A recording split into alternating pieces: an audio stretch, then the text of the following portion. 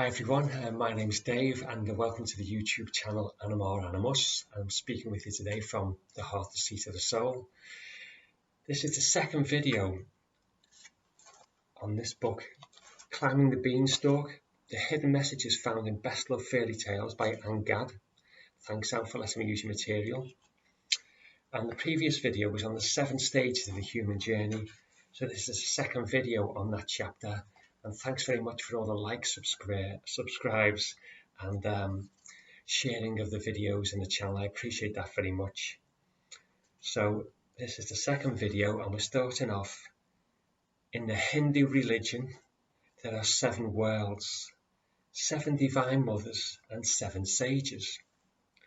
The 7 colours of the rainbow commonly correspond to the 7 colours of chakras. There are also 7 musical notes, which vibrationally correspond to the chakras. There are 7 continents and 7 seas. There are also 6 directions, north, south, east, west, up and down. If you then include the position you are at, you have 7 reference points. We have 7 layers of skin. Isis, the Egyptian goddess, was covered by 7 veils that had to be removed individually through initiations in order to reveal her true beauty. There are said to be 7 mystery schools of teaching, each in sync with a particular colour or chakra. In Judaism, the Jewish menorah has 7 candles.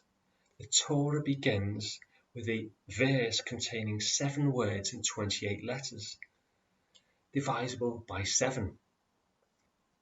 After 7 days of creation, the world was complete.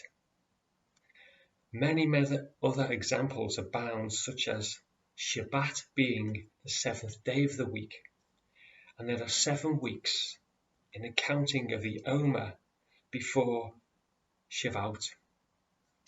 After the death of a relative, the Jews sit Shiva for 7 days. Yitro, the first real convert to Judaism, had 7 different names and 7 daughters. One of these daughters married Moses. There are 7 holidays in the Jewish year. At every Jewish wedding, 7 blessings are recited, and this is followed by 7 days of celebration. God created 7 levels of heaven from which the phrase being in 7th heaven derives. The Talmud lists 7 female prophets, and a Jewish servant was given freedom in the 7th year. The Jews also conclude their Yom Kippur prayers by saying 7 times, "The Lord is God." Hermes Trismegistus, who was later deified as the Greek god Mercury, wrote of the 7 hermetic principles upon which all hermetic philosophy is based, being the principles of mentalism, correspondence, vibration polarity, rhythm, cause and effect, and gender. By understanding these 7 principles, we are able to reach high levels of spiritual development. The Hopi, among many other Native American tribes, have a profound esoteric understanding.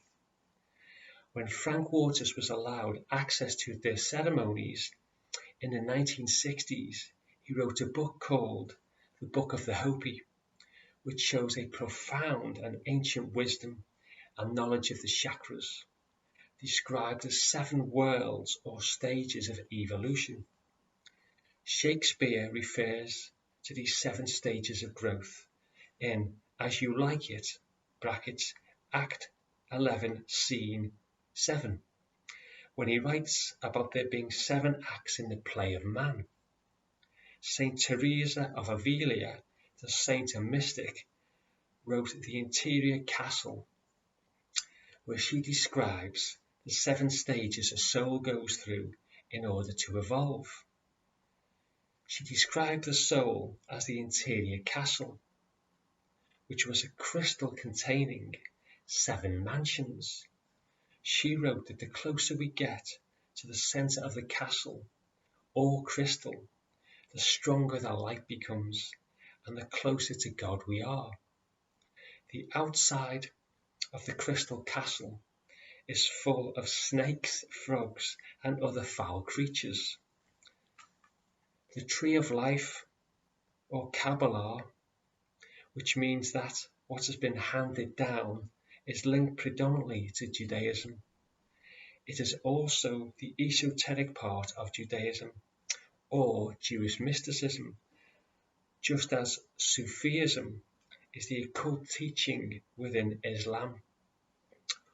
Although linked now to Judaism, its origins go further back in time, and it is used by many other mystery schools. It is one of the hermetic 5-fold paths, and it appears in fairy tales as a tree or a ladder. The study of it is said to give a deeper understanding of the Torah. It has 7 stations or intersections up the middle pillar, which correspond to the 7 chakras. In the Kabbalah, 7 represents wholeness and completion. A theosophist, G.D. Peruka, helped make some of the writings of the occult writings of Madame Blavatsky more understandable, and writes of 7 jewels of wisdom and 7 stages of initiation. And I'll leave that there, ladies and gents, and the following pages will be in the following video. So thanks very much for joining me. Take care of yourself, and I'll see you soon.